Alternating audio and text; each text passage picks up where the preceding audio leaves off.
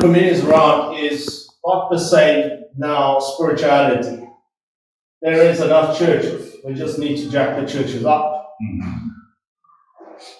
The need is more a physical need as in food, because the hunger season is a reality here. So I'm not sure how many is Malawians here. 1, 2, 3, 4, 5, 6, 7, 8, 9 Malawians. All right, so hunger season, we even given it a name, which is kind of diabolical if we think about it. We curse ourselves every time we call out hunger season over this nation. But we also wanted to do a self-sustaining model. Self-sustaining model is my family and I. We did not come from YWAM. We did not come from any church organization. Before we came here, we were co-leading a church in South Africa, but we came here we sold everything in South Africa, and that what we had in our pocket is that what we had in our pocket. There was no external funding. So we needed to find a model that's going to make this sustainable in the long run. So we started playing around with some crops and stuff while we were training people. So over the course of many years here, we've trained thousands of people in regenerative agriculture. The uptake is very, very slow. I'm not going to say bad, slow. But I think it's just the whole mentality of Malawians is a very slow process. Panono. The words we always hear. So therefore, unfortunately, in the first year or so, I started seeing that the bigger governmental forces in this nation is actually detrimental to any forward moving for anybody. Whether you are Malawian or you're somebody else coming here to try and make an economic impact, really is very hard country is to actually make an economical model that is sustainable. So then in the first year I realized what we are doing right now with the trying to farm and bring in the crop and selling that and whatever, it's not gonna sustain us. We were bleeding money, but we were not making any money. At that point of time, I believe it was a revelation from God. We had an old house, the old original house that was here. It was on a hill there that one day I just felt God put in my heart, repair this house, make it a guest house. And at the same time, my wife had the same feeling in her heart. And then I told her, and she said, but God just told that to me too. So that's the moment. From there on, we need to bring people here. And what we did then after we started slowly building that guest house, it took us, when one builder and money for about 5 bags of cement a month. That's it. So we really started building slowly. And this is a testimony I want to give because it's so important for us to realize this. You know what? Even if you have one bag of cement, if you start today, the end result will be there. But if we wait for 5 years for some miracle to happen, and I'm all for miracles happening, but sometimes it just doesn't. But when you start putting the wheels in motion, God can move a moving vehicle. Yes. But a standing vehicle is much more harder to move. So with that in mind, we just started doing that. And then we looked at this and we said, okay, what is the needs? Well, the needs really in this nation is to have an inheritance for the people of Malawi. Inheritance that is not necessarily bound up in between 2-meter fences that is really inaccessible for all of us to get to. And I'm talking about national parks. So then it started growing in my heart, all right, let's put all of this back to natural forest. As an inheritance, at least for the people's children around here, that 20 years from now, that they will know how a forest looks like. Because at the rate that we are deforesting this nation is actually If you take the outline of this farm and you're on Google Maps and you go further enough out that you can see Blantyre, you can still see the outline of this farm. Let it sink in. It means that there is literally no tree covers anymore outside of national parks. So the same if you were to go and look at Lilongwe. If I see the town, if I see city Lilongwe there, I can see the outline physically of the farm on Google Maps.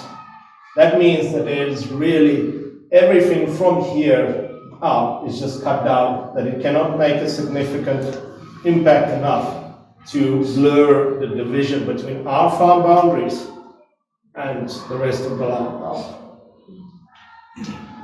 So that grew and grew, but it took many years. It took about 5 years for people to fully come on board with this vision in the village, because village people are blind. Whether it's a spiritual blindness, whether it is stunted growth, whatever we want to refer to it as, there is this blindness that is over people that are not able to see into the future how it could be. So we need to relay this message continuously all the time. This is where we are going. This is the inheritance. So we speak physical, but we also speak spiritual.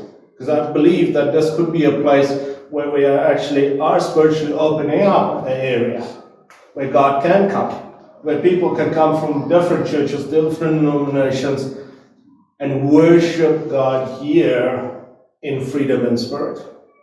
So consequently, there was a couple of years that we went through this, and there's a lot of battles, there was a lot of things with community that we had to sort out, but we are now in that place where it actually is quite favorable all around.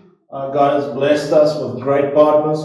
Roland is one, Stan is one, ministry in Canada is one, Tree of Life ministry in the Netherlands is another one, and everyone has come on board because God has just miraculously intertwined all of this. So the moral of the story is just keep building one cement block at a time, and somewhere along the line, if this is for God's glory, I believe He will bring in different people to uplift and help you. Because I feel that every one of us has a calling. Yes. That's why you are here today. You all are feeling that God has a calling on your life, and God wants to use you in whatever capacity He's been speaking to you or not yet revealed to you. But a lot of it's always got to do with land, a base, and then moving out to communities. So that's how our journey was. And it's a continual journey, it never stops. We consequently have now been blessed that we could put a ECD, an Early Childhood Development Program up, kindergarten, and we have the agroforestry, which plays a vital role in the overall landscaping, in the overall production unit that we have here. And we have foundations farming that we use here. So that's our first rollout. Is we work close in hand in hand with Crowd Ministries, close to YWAM base in Chickamauga. And we have, all right, so here it comes. We have the ECD program. We have a library program. We have a agroforestry training center. We do foundation farming training as one of our main components. We have a under 14s, under 16s soccer outreach program, which means that we have 24 teams of under 14s and 16 teams of under 16s that we have a continual coach mentorship program. So what we have done is, for simplicity, I'm just going to show it here. We have a coordinator that coordinates zone coordinators, because we have put the villages in different zones. From these different zones, we have then the coaches and the helpers. Those coaches and helpers with the zone coordinators every Monday meet together, coming here. There's the Bible lesson, there's character work that we do, all of that goes together. And then during the week, it is supposed to be filtering through to every team. So all that happens here on Monday needs to filter through on the team. And then from there on, basically, it goes again to where these teams have a social, religious responsibility in their own communities. So, for example, they need to go and make changu stoves, fuel efficient stoves, or whatever the case might be. They're also part of all our trainings that we do all the time. So we're trying to grab children from this age all the way to grown up. And then from there on, we have a Young Warrior program. Saturdays and Sundays, we have approximately consistently 120 children that come here Saturdays and Sundays. And we do a Bible program with them, activities, and then we give them lunch. That is Saturday, and that is also Sunday. It's a non-denominational thing. It's just kind of like whoever wants to come, comes. And like I said, on average, we have 120 children that come every Saturday and every Sunday. And it's not necessarily always the same children, because some children goes to church on Saturdays, and some children goes to church on Sundays, which is quite good. That's why we do it on both days. Then we have a dehydration center that is coming online right now, so all our produce that we produce will be going in there, which then will basically circulate back into our feedings. We also feed, we have a Magogo project where we feed 200 to 250 elderly men and women that is above 70 years old, has a good testimony, and does have no dependents that is able to look after them at this point of time. But that is a very fluid program, because sometimes the dependents come back from South Africa or wherever, and then we change it out to somebody else. So we really want to try and feed the really poorest of the poor. Otherwise, it becomes a free-for-all, and that's very important. On that, I'm just going to give a little thing. So we know we give a bag of 50 kilogram of maize for an elderly couple for a month, but we don't do it anymore we actually never did it as in a 50 kilogram, because you have every child and all the relatives coming taking the maize, and eventually the elderly couple have nothing left over. So the way that we deal with that is we come every 2 weeks, and we give them half of their bag of maize. That way it becomes a little bit more like, okay, it's not just this one big bag that can just flow out and it disappears to all the families, and actually not to the persons that it was intended for. We have many programs that are spiritually based all the time. We have a church here, church outreaches. We work with 5 churches in our communities around. We used to do more, but I've cut down all the churches that is just here for the stuff and not necessarily here for walking along the road. So, yeah, that is a very, very small nutshell of what we actually do here in these countries. But here, Africa, South America and things, land is available, water is a scarcity, but it is there, and if you know the right techniques and things, you can harvest them, you can utilize it. And God has given us green herbs to be able to heal our bodies as well as feed our bodies. So it plays a part of everything we do here. You'll see in agroforestry, we incorporate food and medicinals at all the times. That is on top of the fodder and the fertilizer trees that feeds the system, etc. Because it's one holistic view is what we have here. Everything is a whole. We are not separate beings. God did not create us separate beings. He created us spirit, soul, and body, and therefore it is a holistic part of what we do. And that's why we're in our trainings. Everything is holistic. It's the whole thing. It's not just a one thing. Anything that you would like to add? Yeah, wonderful. So you see, we have started a wonderful journey. For a few things, we are only at the very beginning, but it's remarkable what has been developed in the past 2-3 years now. It's really like a takeoff.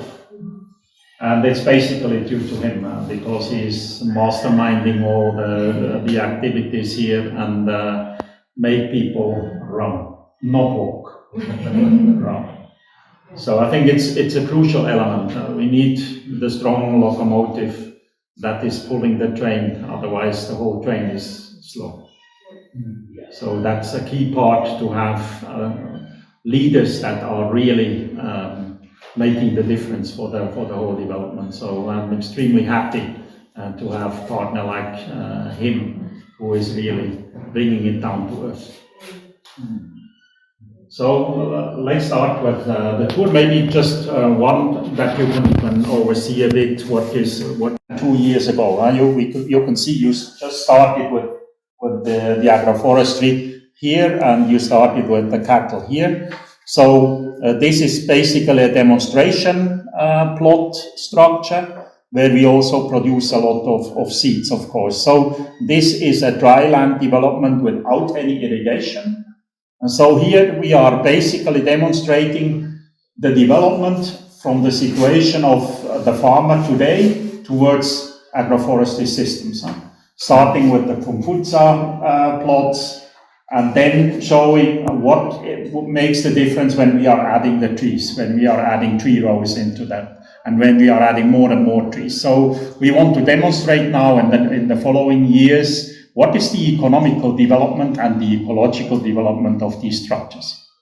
So we started understanding that when we only show them the final result of a very densified, very complex system, the farmer will not understand how to go there.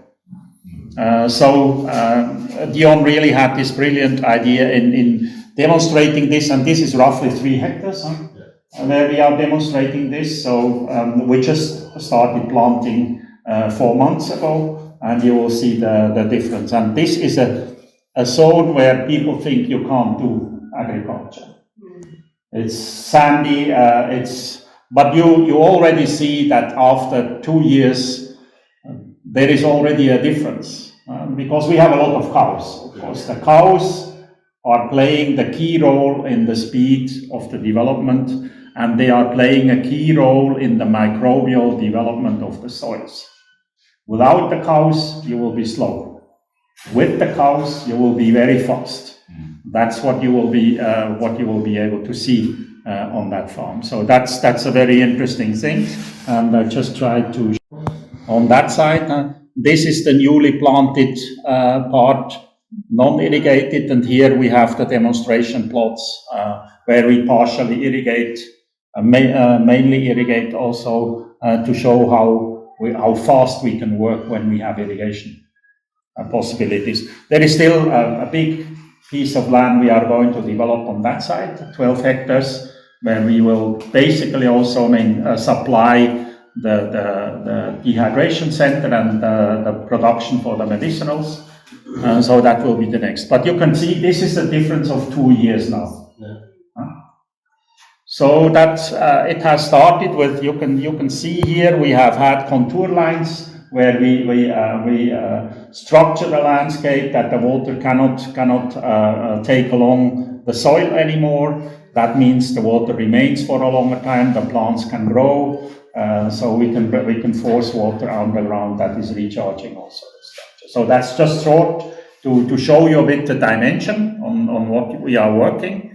So we basically want to show all aspects from watershed development in the landscape, how to work with the water, and up to the details of agriculture. Whatever is relevant to agriculture, we want to demonstrate it on that farm. And it's so part of what I always felt was that not just to be a place where we give up, or actually have people have value in actually working. So everything that we do here is generally based upon human labor, not on machinery. We steer clear from machinery as far as we can. We have got one tractor and one trailer. That's it. So on average, we've got between 70 and 90 people that work here on a daily basis. So, but again, for us, that is a ministry because it's 70 permanent families that is getting an income, which means that there is 70 times 5 really that is getting affected by people that actually wants to do something to change. So for us, that is a big part of what we also minister. In the mornings we come together, and before we start, we will have our prayer time, Bible study time, and then from there we'll go out to work. So, for 40 young people in this building, or 20 older people. Because it's bunk beds. So it depends who's going to be jumping on the top or not. So here's our little hall that we have. We can accommodate most people in here quite comfortably. Our kitchen is out there. Our outside kitchen is out there. We can go there and have a look at it if you're interested in it. You need to kind of tell me what you're interested in and what you're not interested in. And then, this is kind of a sample, if you like to see, of how it is. We are preparing now for our students coming on Sunday. Little sitting area. And then we have, every room is basically a carbon copy, other than the orientation that is a little bit different. But this is basically how our room runs. When we have our young adult camps, or 16 to 18-year-old wood, so for us it really is an ideal thing. And you can cook a lot of, we host up to 400, 500 people here sometimes, and we can cook for about 200 people from this kitchen. So we just bring other areas online when we have that many people. So it is a really efficient flow of a kitchen for anybody that is interested in developing a center into the future. With your drain water, look at the expenses of putting a drainage system in. Very efficient way of dealing with drain water without having to buy tanks or whatever. All this drain water from the kitchen, etc., is coming into this one. All the drain water from this showers and stuff is going into the second one. This is able to absorb all the water disappears. There's no standing water during the day, or by the evening it's all gone. If you have a bit more clay soil, then you're gonna have to just put a little bit of more work into it. But this works very well for sandy loam soils, and it's a very efficient way of dealing with a huge amount of water at any given time. And it could be, it's quite pretty. I mean, it's not swine's back, but it's a good model for dealing with lots of water. So, Yes. how much do you sell for? Well, because our seedlings are pretty good and pretty disease free. Mm-hmm. That is the key right now in Malawi. Yeah, this is free. Disease free. It's about 2,000 kwacha. It's not about. It is 2,000 kwacha. A is to make this beautiful. Get the children used to beautification, because it is different in the village. And I believe that our epigenetics is set by God from a very age. So if we get used to something from a very small age, all the time seeing it, it becomes part of who we are. So I hope that this is going to stimulate in these children this whole desire. I have chosen some plants for specific purposes. The purpose for the aloe vera, this is just recently done, so that's why it's not quite as need to look. Aloe vera is, so if a kid hurts itself or has a small scratch and things, this is good for putting it on our children here. The idea is to create a gardens that is very useful at all times. And by doing that, we're able to incorporate it into their lives. Because if they get used to this plant, gets used for this, then what happens? It becomes who you are. Is it When things get out of balance, is that they make beautiful seed, and the mice and the rats love the seed. So when they started just having these fields of aloe vera and all the seeds popping around, all these big snakes used to move in. Eventually it becomes such a problem there that people were getting bitten and everything, that even the government came in there and said, oh, you need to take all this aloe vera out. So the story goes, and I cannot confirm it because I haven't been there, but the story goes that the first guy that drove in with a bulldozer, when he started seeing all the snakes coming up, he just apparently left the bulldozer there, ran out, and the bulldozer is standing there because there's nobody that's willing to go into that. So I had all these Mzungus that wanted the aloe vera, come and take it out.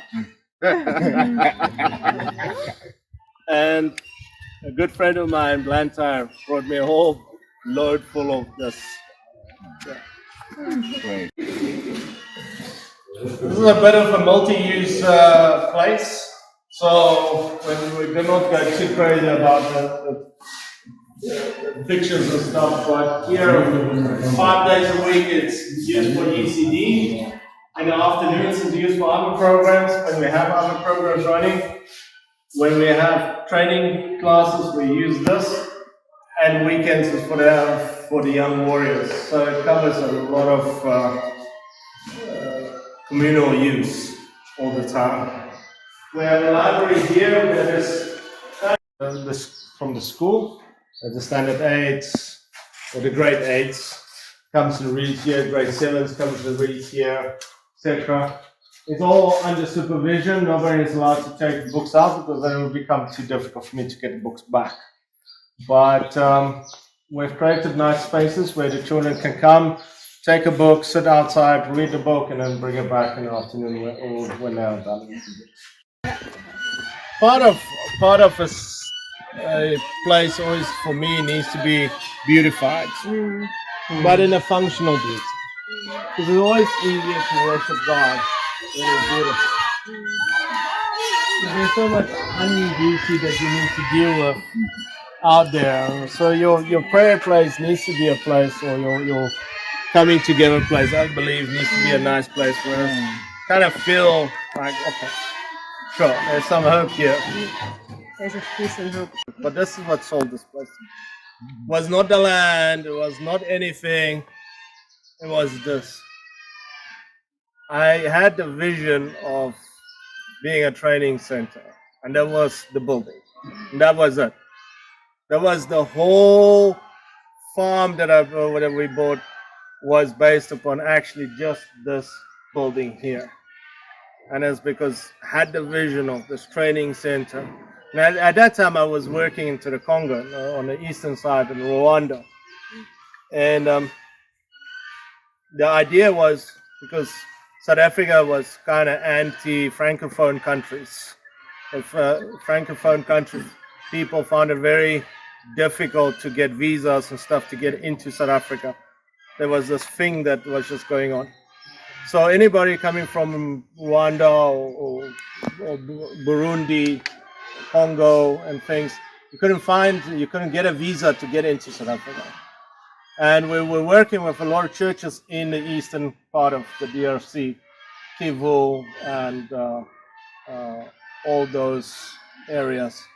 So eventually the idea was to actually set up a center here, because effectively by a bus ride you can come down in 2 days, come and spend time here and then go back to your churches after a week or two, and it would only be like a 4-day bus ride there and back. So that was the initial concept of of what started this was that it didn't quite work out that way because then there was various factors that changed, but that was the initial vision, was having all these people from Francophone Africa coming here for training and going back. The idea is that we're going to move into maybe a longer term teaching people. So the vision now is, instead of teaching people for a day time or 2 days or 3 days at max, or with our main agroforestry teaching people for a week, we want people to be coming here and train in agriculture, but also train in the spiritual, and then also train in financial. So covering some bases on family. So putting it all together, and that kind of looking at maybe a 3-month to a 6-month program. Very not quite like YLM programs, but I think you kind of understand the concepts behind it. Obviously, the main building block of that would be here about training people in agriculture, because agriculture, pastors or people that does programs always have the biggest problem is when they go back, what do? A lot of people is agricultural people, or pastors are agricultural. So therefore, it is giving them a way of becoming very self-sustainable in God's all sufficiency, becoming a pastor that is able to look after his family, look after his congregation, and also be a model for everyone around. And I firmly believe that the church is the only way to carry out the light. It's not government, it's not NGOs, it's none of this, it's the church. And when the church takes up that rightful place, I feel in the village set up, it really could potentially change a lot of things. But too much where we have pastors the whole time struggling physically, struggling emotionally, struggling at home, and I see it all the time where there's this discord between the pastor being here, his family being left behind completely, his congregation kind of taking that place, or vice versa. It really is. There's a lot of struggles, Mess, yeah. and that needs to be addressed. So, funny enough, and I didn't know you were coming actually, other than a week ago, as I was playing around with this idea of saying, okay, well, maybe one of the things that we need to start looking at is getting some YWAMers to come and run some of the programs, or spearhead some of the programs. We will do that. Because you have already some aspects covered in a lot of things. So I am here managing all of this. I do not have the time to micromanage the individual things. So we are really looking for some people that is willing to come and bring your spiritual aspects, definitely. We'll talk about that. You were not there. Yeah. Training. So. Finally. Yes. How old are these orange? They will be here for the training. So I apologize. My mistake. So it's not about the stone, but about the No, garden. it is about the stone, because on top of the stone is a small tank that will be coming. Ah, okay. So okay, now I got it. it's teaching Yes, people okay. in How to irrigation water and water and things. Yeah. Sorry, Oh, okay. my mistake. No worries. And our partner's vision is to be a place where we can actually showcase a lot of skill sets in one place.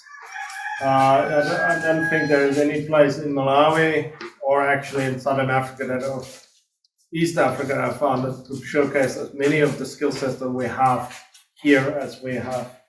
So we are trying to pioneer a lot of work to make it easier for people that might be doing other things, like running a base or whatever. And it's not your main focus, it's not the food production per se, or the interest in it, but the end result. So we see ourselves as a pioneer to try and cover as many of that basis, to be a one-stop shop for anybody to come train, but then also have that relationship, okay, well, we have ABC problems. How do we deal with it? And then we'll be able to help you with that. And then set the next stages up. Because a lot of our programs in spiritual programs is also based on food. Quite a bit of it is based on food. And it's how do we produce food that is good? So when we buy maize in, okay, that's one thing. But when we start buying in other produce or get stuff from America or wherever, we don't really know what is in it. And we also don't want to be dependent upon it because we don't know when God might be closing that door.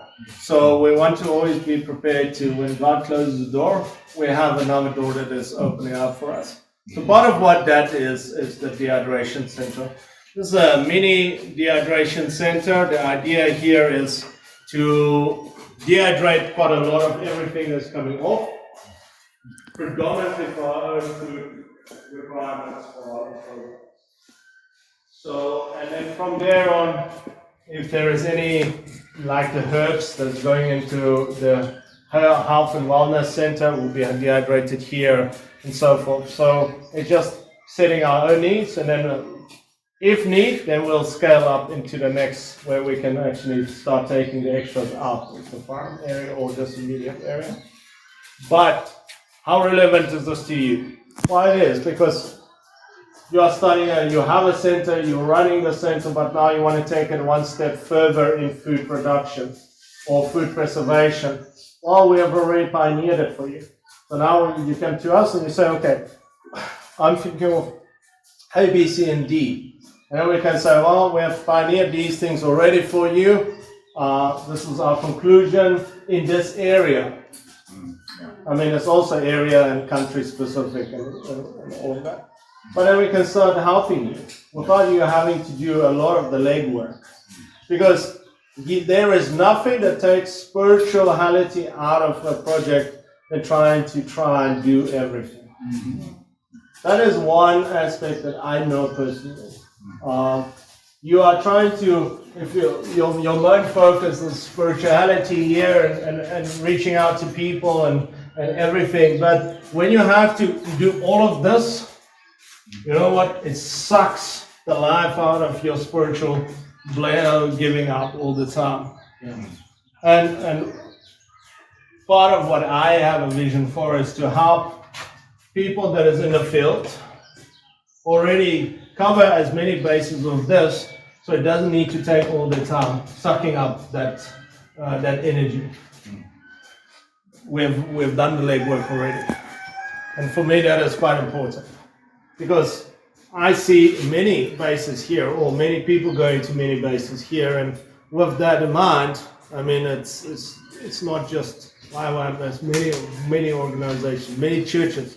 I'm thinking about churches and things. How do we set up the church as the ideal place to bring liberty and freedom to mankind? So it's good for what we need to do. All the wet stuff is going on here. This basically slides in. What you don't see is the pipes that will be coming in, and then it's got a fans in here, and it blows this hot air through and out again. And with that, it should dry most wet material in 3 days, depending on how humid the climate is. Obviously, in the dry season, perfect 3 days. In the wet season, like we're coming through now, I'm expecting more 6 to 7 days. Yeah. So there is always a difference in when humidity and things play a factor. Each unit like that, or a unit like this, can take 38 kilograms of wet material. So if you think about 38 kilograms of wet material, 3 days, suddenly it quickly adds up. So in the 9 models that we have, or 9 units that we have here, we can do 350 kilograms of wet material every 3 days in the dry season, which is a decent amount to start with. Experimenting, seeing, and what works and what doesn't work. Taking the legwork out for you guys, so that you don't need to go and sit on the internet and be stuff. Better for you to sort of go and do part of this, and the other part to do what your calling is. our own programs. Because we, like I said, we feed quite a lot of people. And when we have this, the school coming online as well, that will also take a lot of food from here. But once I have started having a surplus, yes, definitely, I think that might be the next option. But that is not our main focus as of yet. So that is probably, let's say, 2 years, 3 years down the line. Be completely and utterly comprised of using artemisia, using wormwood, using various of these to treat the ailments that we can treat quite easily. We have now great success. For example, there's an old man here, he's 73 years old, he's got a big ulcer on his foot. So in the tropics here, we have what you call tropic ulcers. Tropic ulcer is really a bacteria that's in the soil. You get a small scratch, that bacteria is on there. Suddenly, before you know it, 3 to 5 days, this hole just starts opening up in your skin. I have some of them here, or I had some of them. These have healed up okay, but they can fall in and then they don't repair. So his foot was about this deep that he fell in. And after many months now, it's actually completely built up. And I expect that in the next 3 weeks or 4 weeks, possibly gonna scarify tissue, and voila, done. All natural. And it works just as good, if not sometimes better, than medicine from a clinic. And it's free. That's the big thing. We don't need to go and search for funds from somewhere because we can grow it in our own gardens. Shall we move to and it's like, okay, well, there's never electricity anyway, so might as well not do that. Yeah. So we are completely solar. Driving battery. It's got the solar panels on the building. You can see it there. It's a small system. It's a 5 kilowatt system. And then at my guest house, my house, we got another 5 kilowatt system. And then for the boreholes, I've got a bigger system because they. And for this one? Well, this one is actually only a little solar panel. It doesn't require one to run these fans in there. Solar panel. This is like the water heaters. Oh, what is it? So you pull in the hot air. Yeah. You pull in the air. It heats it up. Yeah. And then it goes through the pipe into the system. Amazing. And then on top there, on the very top, a small little solar panel, just this big, that drives the fans inside. Amazing. So it was a complete unit that we bought from a ministry in Canada. I can get you the details if you're interested. That you buy this whole thing and it's already built. Amazing. With the solar panel and with this, and it's already got everything that you carry in and out. Amazing. So, and it costs about $2,500. Yeah. But that is a complete unit with everything, and it's very suitable for a small place. Yeah. So yeah, we just now broke it up, Yeah. and I mounted those up there, and we're just running in a different system because I want to have a place where we can work properly, have everything clean. And the idea is with the Health and Wellness Center is that everything is done by natural guides, natural herbal medicine. And by using a natural herbal medicine, we're a first responder. So if somebody has a headache, we first treat the whole person. Why are you having a headache? You drink enough water, all of the things, not just here's a pill. So it's taking this holistic view of the human. With that, I think it covers a lot of the bases that doesn't get covered at the clinical level. Either it's Sharpeville Clinic or Kasinji Clinic, doesn't matter. Most of the things that we can't treat here needs to be referred to anywhere at the state hospitals, because they would be about the same as any of these clinics treat them. So with that, it costs us because we're already producing the herbals and stuff, it really makes it quite easy to actually operate in this level, and it's cost effective. So there's a bit of training that needs to go with that, but it's a good training, because there's training that the whole village people can also be trained in, and it really is it's a mutual beneficial system.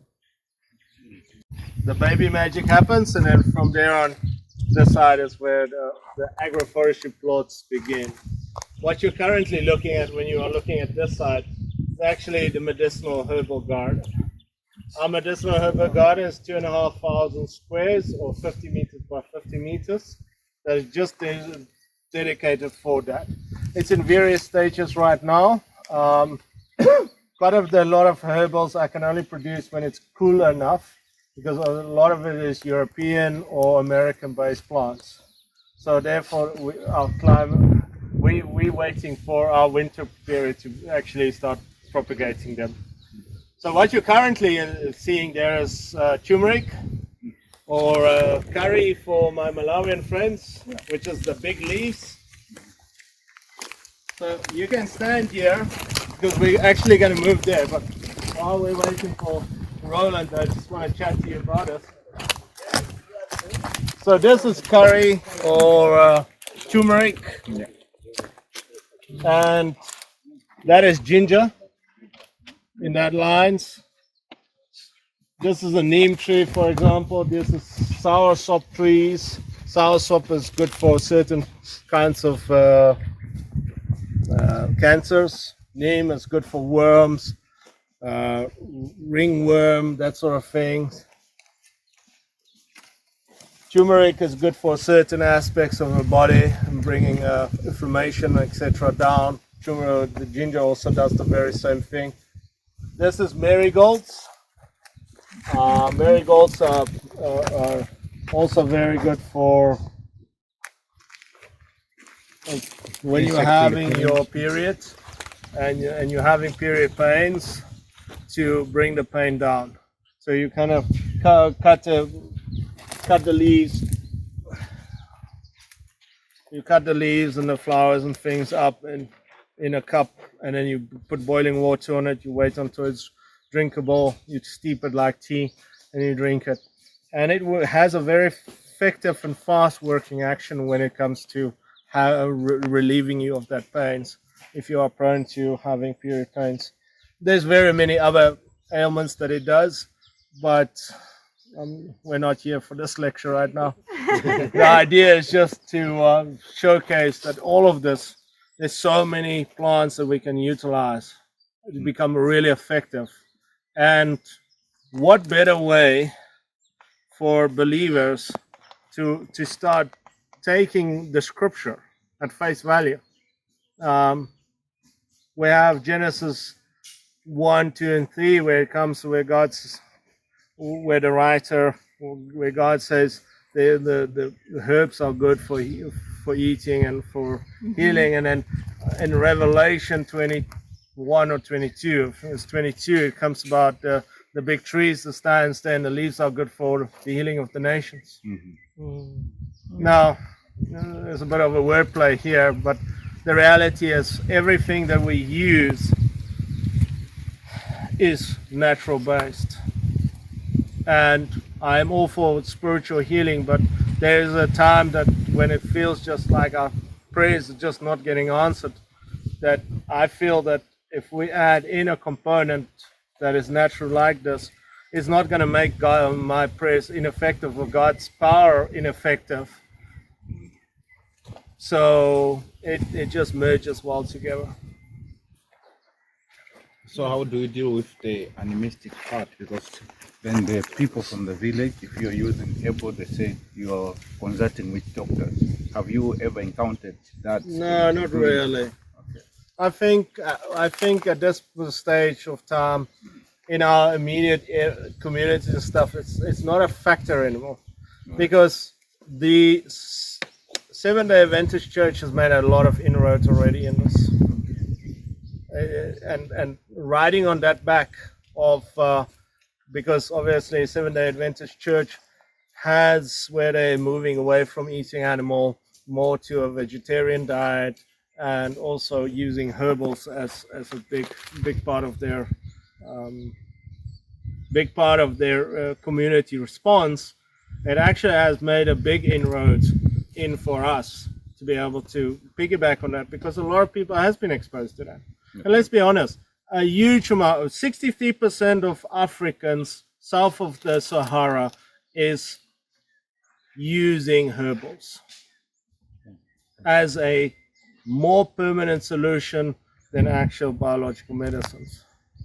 So with that in place, it really is, it's part of our culture. And we just need to make sure that when we are presenting this, that it is always from a God basis. Yeah. It's always, God gave us this. Who was there before? Was it God or was it Satan? God. Okay, good. So with that basis, it was God was there before. Who are we serving? God. God. Who is the general Nyanga serving? Satan. Certain. Yeah. So who's the original? God. God. We are taking the original just back. That's what we are doing. Yeah. I think, it's been so, in our European culture, it's been like paganism is, even now today, esoteric medicine, or the esoteric side of it, paganism is coming quite big in Europe yeah. again. Mm-hmm. And it's returning back to naturals, but we need to take it back. Yeah. And our modern medicine is not the answer, because if we've just taken the antibiotics and how many super diseases have been since antibiotics have been willy-nilly used. I'm all for antibiotics, but because of the overuse of it, it's created strains of superbugs that we are sitting now, where science are like, okay, well, maybe in next 10 years we will not have something to cover these sets of bacterial. And the answer is here, because this is not a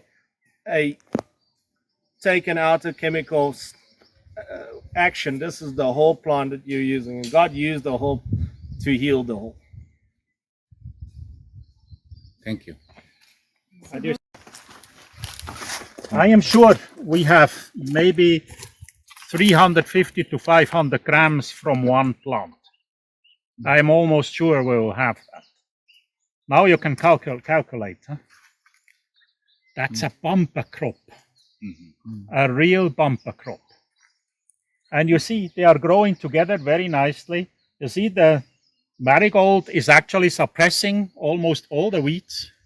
We don't need to do weeding massively. We just have some from time to time selective weeding.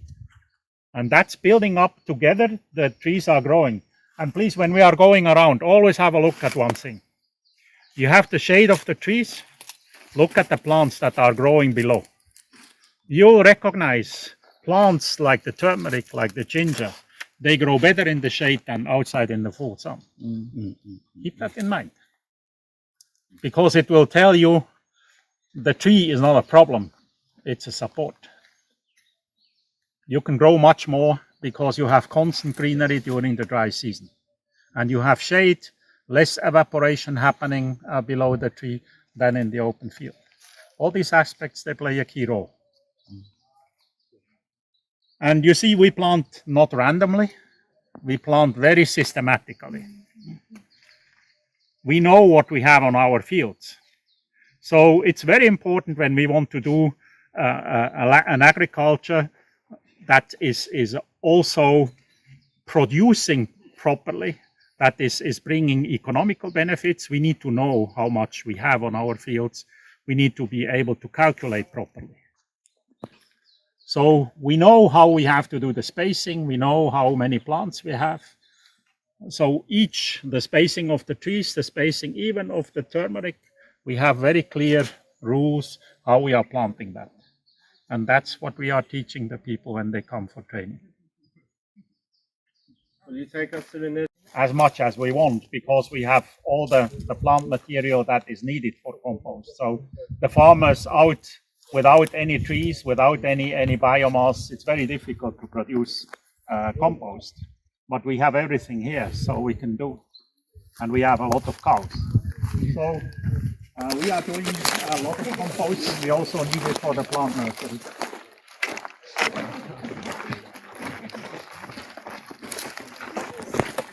And when you want to multiply an agricultural system like agroforestry, you need to have 4 pillars. You need to train people. You need to have demonstration fields like this, a training center. That's an educational part. Pillar number 1. Pillar number 2 is awareness building. It's not only about farmers, because somebody also needs to eat all these products. So the consumer has to be integrated at the same time. So we need to have workshops with all the different stakeholders, from government to food industry. We need to bring them here because they need to understand that this is the basic for the future. Pillar number 3. That's one part of it. That's the plant nursery. Because without the plant nursery, we cannot multiply the trees properly. So this plays a key role. Plant nursery and seed bank. I see currently in so many countries, the governments have decided to go for agroforestry. Nobody is starting with plant nursery. Nobody is starting multiplying the plant material. So part of the plant nursery you see here with a lot of different trees, from fruit trees to timber trees to herbs to wines. We have pepper here, the green pepper. We have dragon fruit. So we have all various kinds of trees that are suitable for agroforestry systems. Actually, there is almost no tree that is not suitable. Maybe when we are looking at the huge Fiderbia, we just don't plant them too dense in a row. But you will see that even we have to plant these huge trees. So this is actually the key that we are able to multiply. So this is part of the plant nursery, but all our demo fields, they are also part of the plant nursery, because we are multiplying there a lot of seeds, and we are multiplying grasses especially. People always forget grasses. Grasses play a key role in the development of the landscape, and they have a symbiotic relationship with the trees. And you see, when you want to have cows, you need to have fodder. But I don't see anybody here in Malawi planting fodder. They are all using the crop residues, which should go back to the soil. So nothing goes back to the soil. Either they burn it or they feed it to the cows. So this plant nursery, this is the beginning now where we are currently standing. Our goal is to collaborate with a lot of institutions that are working with the communities, that we produce the basic stuff here. Whatever can be multiplied fast, all the legumes, they can be multiplied fast. This we can outsource into the villages. The grasses, the people in the villages can grow. It does not make sense that we build up a huge plant nursery for that. But to tell you an idea about economics, in Nigeria last year, we have sold for $15,000 Lucina and Claricidia to the government. Oh, those are trees. These are nitrogen fixing trees. One is a fodder trees, one is a pure nitrogen fixer and biomass trees. We see them all here. But the best thing was we have sold grasses to the Nigerian government for $35,000. I started 3 years ago buying for $250 grass seeds. I multiplied them, and 3 years later I sold 1 million grasses to the government for $35,000. Oh. This is not linear growth. This is exponential growth. Why does it happen? Multiplication plays a key role. Grasses you can multiply 1 to 100 in 1 year. So it does not make sense to plant 10 hectares of grasses. You plant 100 square meters, and 1 year later you have 1 hectare. And then 1 year later you have 100 hectares. This is understanding how to plant. A lot of trees we are multiplying here just will be the stock in the villages from where they can multiply them, because a lot of trees you can multiply by cuttings plus by seeds. We are doing both here. And wherever you have the plant nursery, we can go through a bit. Over there is an interesting subject, the vermicompost, which is really interesting. So for my understanding, also it will multiply in the desert, or in the sand, or where before was already something? The grass, when you say, where does it We multiply? just plant them out in the field And and then- multiply from there. Then we take the cuttings. I'll show you in the field.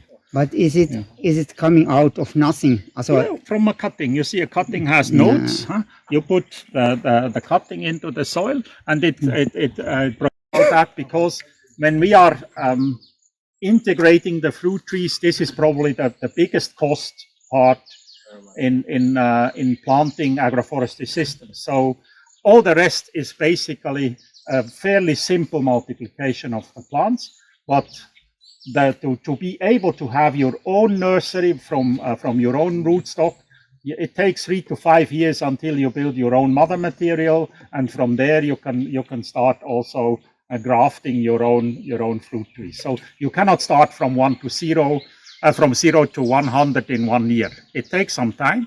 So we get some plant material from outside, and we start multiplying it now. We plant them on our fields. So all our fields actually also act as a plant nursery. Basically, using a stratification, you will see that in there. But this is now, we started this plant nursery 2.5 years ago. Yeah. So we are now already at a very good level that we can multiply a lot of plants from our own side. So it's growing, and of course, you see, to make this can become a business unit within an organization. When you are collaborating with a lot of different organizations to work together, to plan, to develop the landscape. Because our goal is not just to plant in the field. We would like to develop the landscape. We would like to work in the watershed development that has the bigger picture. But without trees, you cannot work in the big picture. So we need to build up as much as possible plant nurseries. Best, from my point of view, best is to have a central regional plant nursery and then outsource what you can easily produce in the villages. And the people can come for training in the central plant nursery, that you can manage such kind of nurseries later on also in areas that are not having any supply. Good accelerator. I mean, just think about it. God planted trees for a purpose. Even in a savanna areas, you find trees, and trees functions differently because they put in the microbes, fungi inside of the soil and all of that. So it's all about building soil. We are really, at the end of the day, we tend to keep the garden, but we are soil farmers, not crop farmers. That I think is the most important concept to get. We're gardening this stuff, not the plants as per se.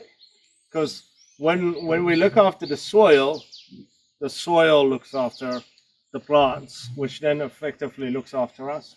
Because think about it. If we all believe in Genesis 1 and we are created out of soil, out of the clay, Adam or Adama, then the whole concept is that we are still connected to the soil at all times. And we find the more I'm studying this, the more I find that this is so relevant for us, because we are not society has disconnected us from soil.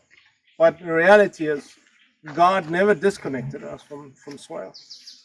We are by the very being gardeners.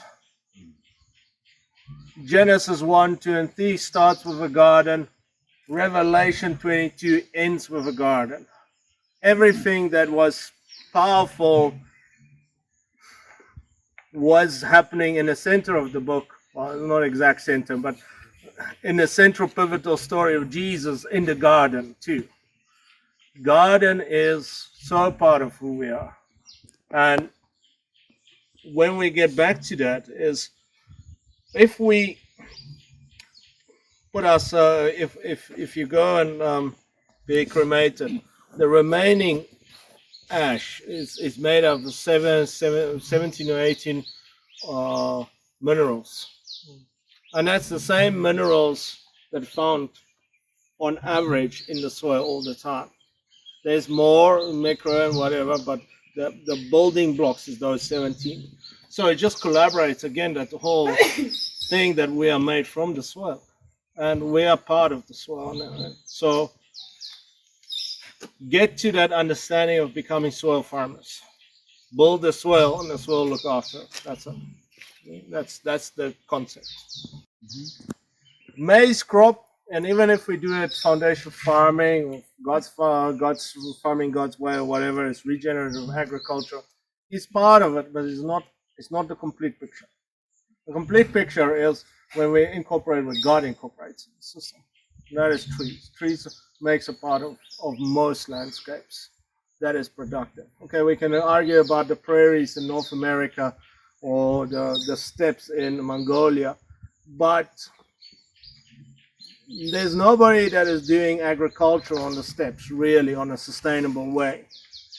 The prairies didn't last very long. Then they were basically the Dust Bowl of America.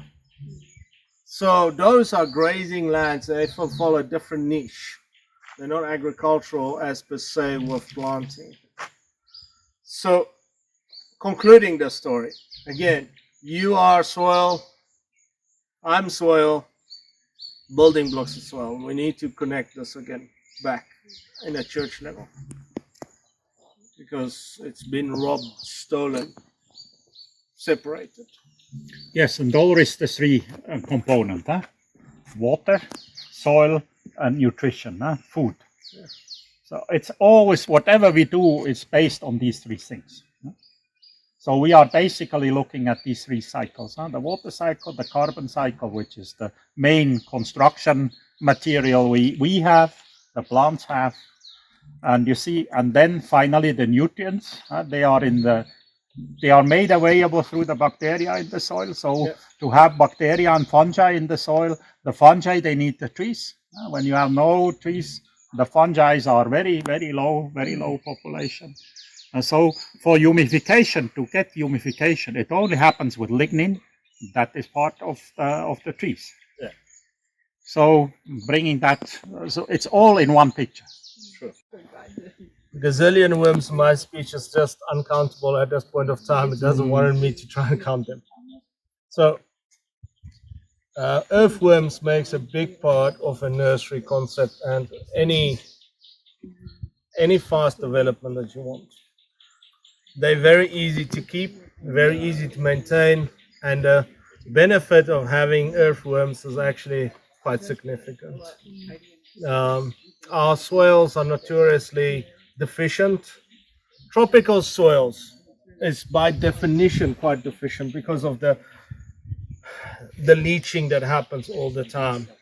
So what we have done in a lot of areas is by cutting down and doing the agriculture that we have done, we just accelerated that even further. But ultimately, all soils in the tropics are very deficient of quite a lot of minerals, and we need to place it back in all the time. Whether you're in Africa here or in South America or in Papua New Guinea, it doesn't matter. It's the principles basically always stays the same. The worms, we feed them moringa. So people feed moringa to their children. We feed the worms moringa because it gives us strong worms. You can feed them quite a lot of things except for onions, meat, and onions. Citrus is the other one. They don't do those. So other than those, they pretty much eat everything. And if you look at where you're standing there at your feet, excuse me, at the bottom, there's a little bucket. And so we catch all this worm leachate up every day, and then we use that in our nursery and outside. So it's just basically a worm tea. And you're looking very skeptical right now. What is so perplexing about that? So you say you put water in here. Mm-hmm. So this feels like in a day or a week. This falls depending on how porous this is and how this is. Pretty much, we get a bucket a day. Worms like moist areas. They don't like it too wet and they don't like it too dry. So if it's too dry, they don't function well, and if it's too wet, they also don't function well. If it's too wet, you will see them crawling out. That's why when it rains a lot, you'll see a lot of earthworms on the top, always outside, because it's too wet where they were staying. So they would just want the perfect. They'd have Cinderella or Goldilocks. Can't never remember which one. It's just perfect. Sorry. So this is very nutritious. Like Very. Yeah. good for any plant, even for your vegetables. Yes, perfect. How much like do you put on a maybe vegetable bed? Or Well, what measurement? if you take that little pail that is there, then that would be you can dilute it with about 20 liters of water and put it in backpack spray and just spray your soil. It's full of bacteria. It's very good. On that, now that you have opened that question up, vegetables love bacterial action. They don't love fungal action. So the more bacterial action you give vegetables, the better they do. Trees love more fungal action. You know, when we make compost, I think some of you have made compost before, and when you make and you open up a compost and there's a lot of these white strands and stuff in that compost, that is fungal action.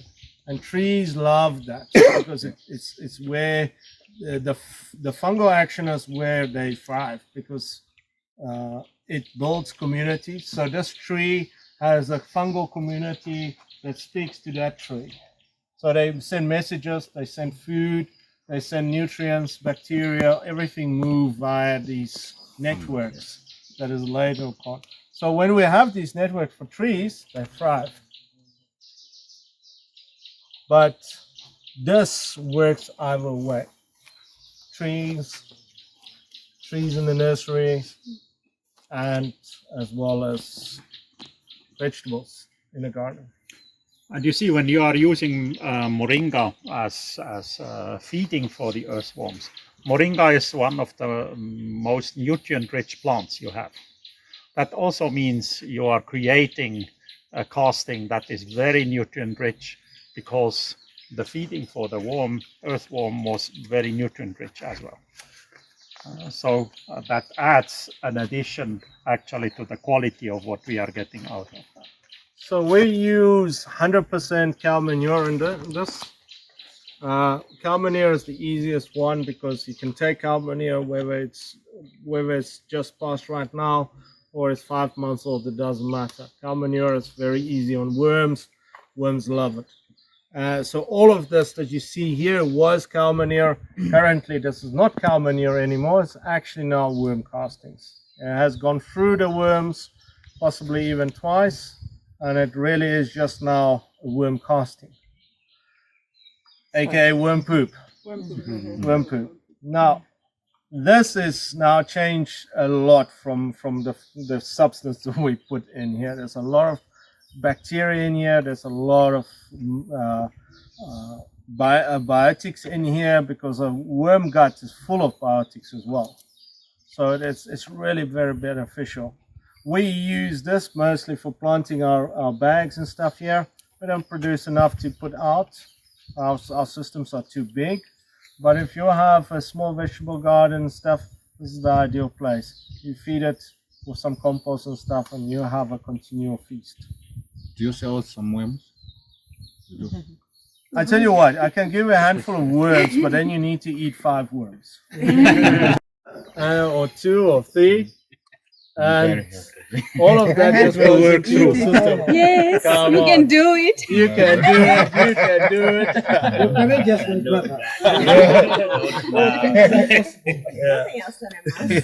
mouse. Ones that you normally find everywhere. overall, there's a couple of them, red regulars or tigers and things. They work very well on converting lots of material very fast.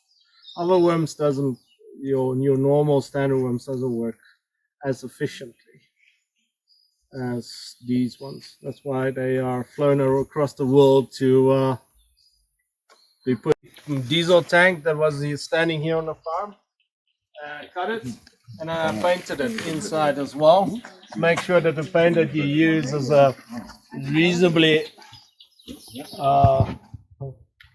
friendly paint towards children.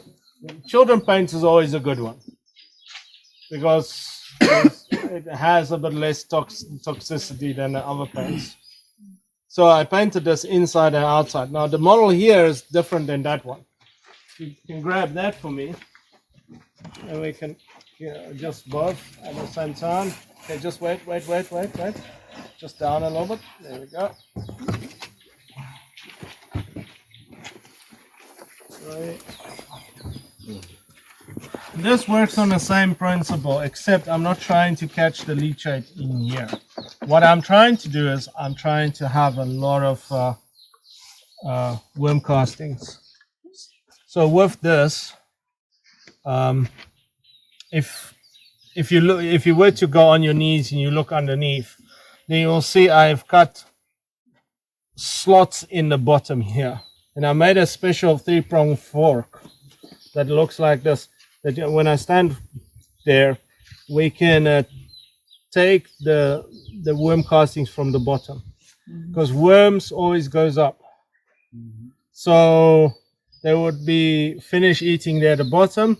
We can take it and there will be very little worms at the bottom of this. All the worms are basically at the top, and then we just fill in all the time as it goes. So as we take out to the bottom, we just fill in. Take out to the bottom, we just fill on the top. And it's a very efficient system. You have to go really on your knees to see them because they're not quite apparent, but it works very well. We grow it very easily here. It feeds well, but you can use basically anything. The only thing is every time that they've eaten all the leaves, they'll leave basically these stems. You need to take them out because they're not going to eat them. We don't want to have that breakdown here because then it brings in all sorts of other various bacteria and stuff that we don't necessarily want right now. So they eat them, and then tomorrow morning we'll take all this out and put it on a compost heap, and we just put a new fresh batch on. Just keep away from onions, garlic, or any of that, as well as keep away from citrus. And they're not going to break down the meat. So also not meat. Available for the growing plant, unless it is digested by bacteria, fungi, earthworms, all these microorganisms. They are actually converting the nutrients into a form that the plant can pick it up. So this is it's functioning almost like our stomach. We also have the bacteria and the fungi there. Without that, we will not get the nutrients. Huh? We also poop. Yeah. Yes. What a short period of time, you have a lot of worms. Exponential growth. So if they're happy, they produce worms. That's I can probably do quite a lot of sets of these and have them just full of worms. But for now, we don't need that. But look at the legs, though. I just wanted to show you at the legs, if you feel at the feet. It's quite important because the enemy of earthworms are red ants. They can kill all your worms overnight, literally. So here I've made this, and normally what we do with this is we fill it with oil, car oil. And the car oil just keeps the stuff from moving up onto this platform. So it just stops it. Now with the rain, it washes out. So now I'll put some more oil back in here. And then the oil just helps us, keeps the bugs at bay to come in. Just need to have a little bit of air holes. and then you have the worms at the bottom bucket, and they would feed there. And if there's at the second bucket big holes, and you fill up the second bucket. Once they finish with the first bucket, they will start moving to the top bucket, because they always move up. And then you can just put that bucket down, take this bottom bucket, use this, and put a new bucket on top again. They always go up. They what we would in discipleship always say, the ones that are moving up, you need to move up. Spiritually, you need to move up. The same thing. They always move up. All right. No more questions. Gated systems, but a very high density of plants. And we have different layers of plants always. So we normally call it, in India, it's called 5-layer plants. So we are trying to plant in a pyramid. Above, it's access to air and carbon dioxide, or to light and carbon dioxide. Below, it's access to water and nutrients in the root system. So we try to combine the plants that there is a lot of pyramid structure above and a lot below. Like this, you can maximize the uptake of nutrients in the soil, the uptake of water, and at the same time, you can store much more water in the soil than you can do with a monocrop. Monocrop means all in one line, all in one line, competition. At the same plant. At the same level. That's always competition. Now this is the inspiration comes from the Indian system. We call it Indian system or Vetri system. My Indian colleague has started densifying these systems. So you see, we always work with 3 rows.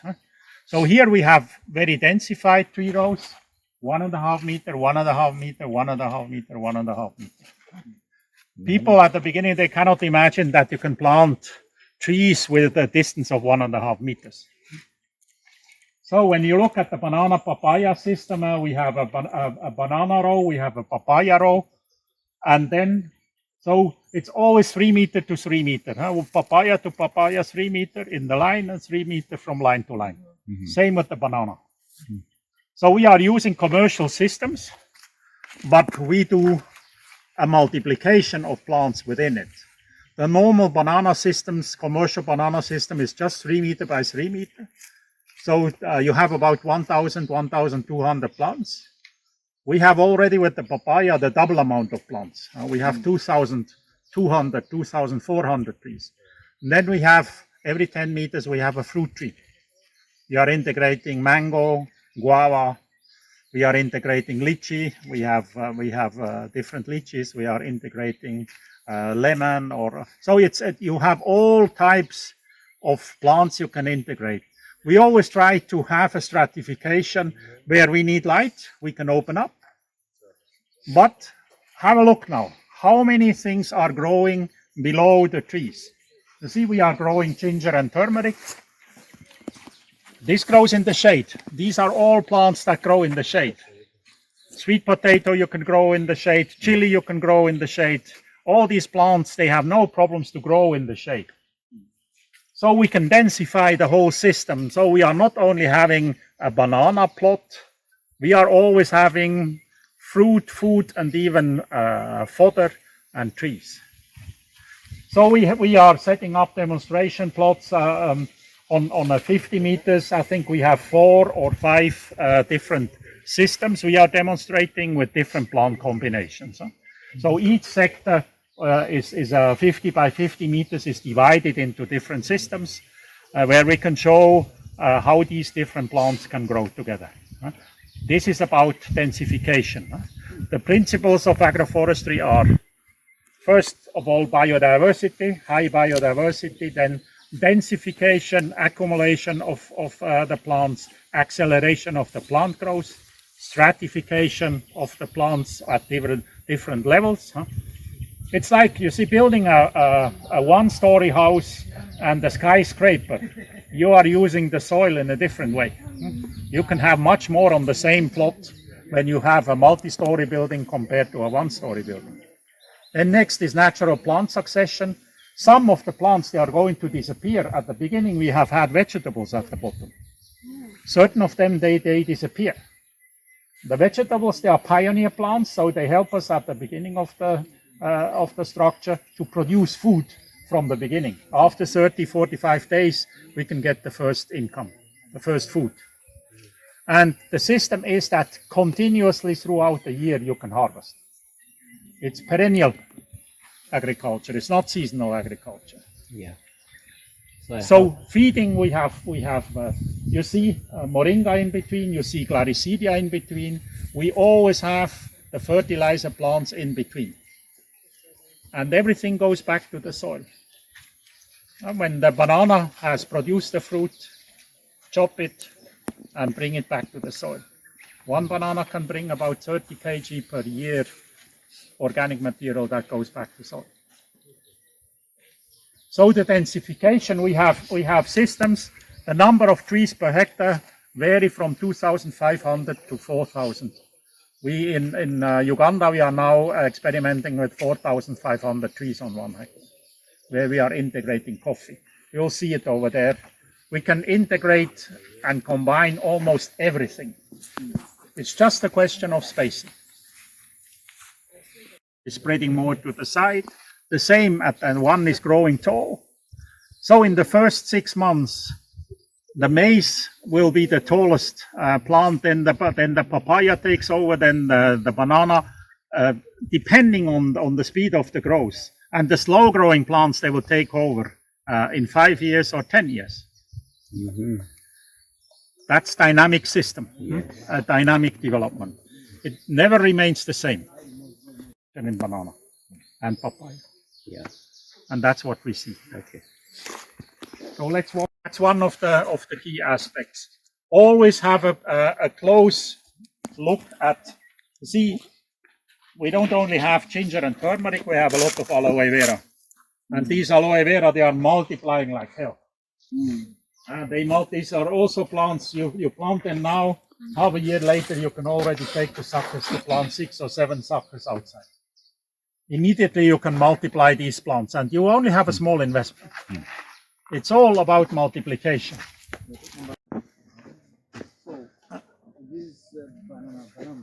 Yeah, look at the banana. Yeah. You see, we always leave 3, mother, daughter, granddaughter. Like this, you have a continuous production of banana. The rest we cut it out, and and you see the chili is growing in the shade. Bananas are growing in the shade of this huge Fiderbia. The papaya are growing in the shade of these trees. Look at the ginger and the turmeric here in the shade is taller than outside there. Yeah. It's growing better. Of the banana that is growing. So don't tell me next to the tree nothing is growing. Huh? This is pure nonsense. Planted a bit earlier, but the rest was planted just 1 year ago. Wow.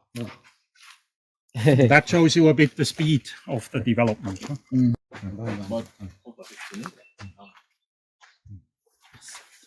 Imagine when you multiply, we have seeds for half of Malawi. Marigold, we can provide the seeds for Malawi. Look at all these banana here, the productivity. And the training center here. This is now our open air classroom. What you see to that side, this dates back 1 year, and the lower part is only the lowest part is only 4 months. But this is basically 1 year. What you see here, this is all 1 year old. What you see up here, this is 1 year old. We have different systems. We will see that here we are going to demonstrate systems that are increasing the spacing between the tree rows. We have 3 meter to 3 meter, and up there we have 6 meter, and in between we are growing the seasonal crops. Huh? What plant do we have on the tree here? Passion fruit. So we have abundance in passion fruit. They are growing up there everywhere. Observation here is that all these plants, they are growing better in the shade of this big tree than they are growing outside. fourth generation. They really are really substantial animals. That is very nice, but is able to survive in this climate. So So do you do the crossbreeding? I do with the boron cattle that I brought in from Kenya, because that just helps us with creating a more economic animal. Because I have some local cows. So You have some we'll local talk about cows. it. I've got some nice young bulls here that is now about F2 F3s. Yeah. So if you need to talk now, because otherwise I'm gonna be snip. I have to strike a deal now. Otherwise they will be like. For now, one is enough. One. You only need one bull Yeah. for 25 to Yeah. 30 Yeah, females. we don't have more. So yeah, young Yeah, bulls we'll now. exchange thing and then we can talk. Yeah, Yeah. it'll be good. I've got a really one or two nice bulls that if you are interested, I think they will make. And this is basically a system. This is a system we also use in the non-irrigated areas, basically. And you see here, between the 3 rows, we have the seasonal crops. And this time we have planted cassava. You can add the beans and the peas together with it. But this is a typical system for farmers who want to have their seasonal crops, unless they start learning that they are earning more with the rest. So, just for Malawians, for a year, I use Sotedzi to fertilize this field. Wow. Oh, no. Yes. Amazing. How did you do that? Well, you plant it. I hate them. You plant them. You plant this whole one, and then the Sotedzi just grows, and then you need to watch them all the time. And It when still they start itches making me today. flowers, you slash them, and you just drop them Wow. Amazing. So that's your name. before they actually make beans. So Sotedzi then is one year buffalo old. beans or Makuna beans.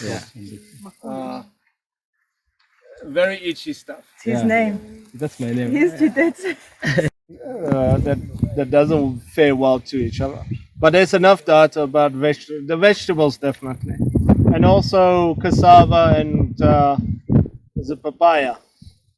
They don't like each other that much. They But have the same diseases. other than that, you can pretty much grow most things. So this is where the whole idea comes in. We are